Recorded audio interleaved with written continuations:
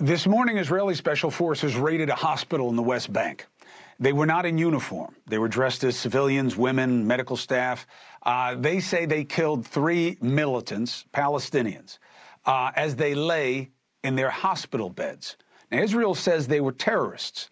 But where is the line of law, international law, humanitarian law? And after discussing this, we got to look at what's happening in Gaza, because everybody has time to negotiate except the people who are suffering in squalor. And that situation is getting worse when it's supposed to be getting better.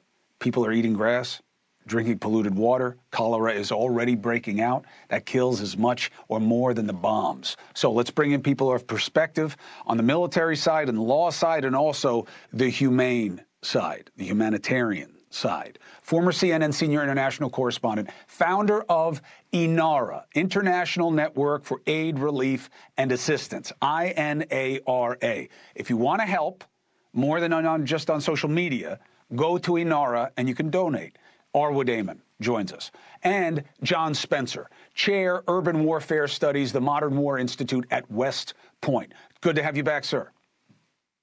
Thanks, Chris. So, John, just give us the nuts and bolts. When is it okay to go into a hospital and conduct a military operation, even if it is against alleged terrorists?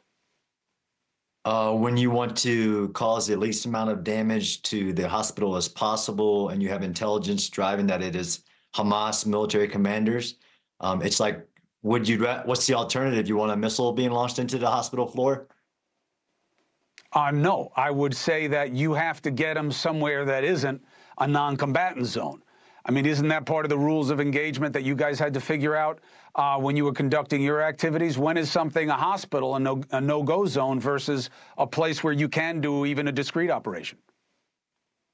Yeah, Chris, you're applying the law of armed conflict in either an internationally armed conflict or a non-international conflict to a different area. Israel is not in a war in the areas of the West Bank. That is more applicable to us invading Pakistan's airspace to get Osama bin Laden. That's the better analogy to use. So this, you think, passes legal muster? How about the way they did it, not being in uniform, being undercover, shooting them in the hospital bed? 100%, I think it passes legal muster. It's not what you're talking about with the levels of protection of hospitals in wars, which, unless the combatant uses it for military purposes, it keeps its protection, and it's a very sensitive site. What you're talking about, what you watch that intelligence organization on film do to enter that hospital and to obtain Hamas terrorists, it's a separate situation, Chris. Listen, John, I'm bringing you on because you're the expert. But obviously, hearing the explanations, while accurate, Arwa, is going to be very unsatisfying, and it's going to fuel a narrative that Israel is allowed to do what it says that the bad guys do.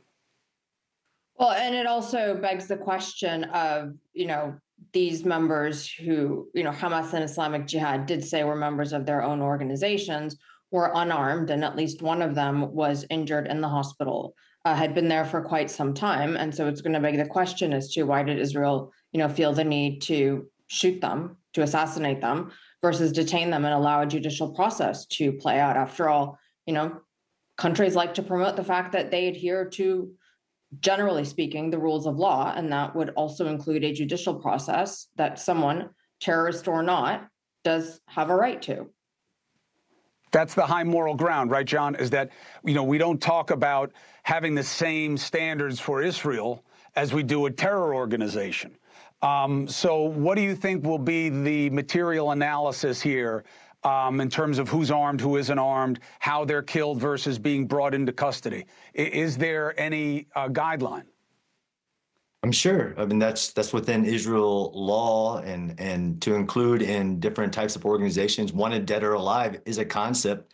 And again, don't apply a law of armed conflict construct to what you're observing in that targeted operation against a identified Hamas terrorist leader.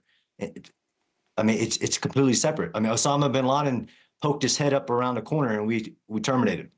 Hey, thank you for watching. please go to newsnationnow.com, newsnationnow.com, and you can find NewsNation on your television provider. And don't forget to click the red subscribe button down below. Then you will get more of NewsNation's fact-driven coverage.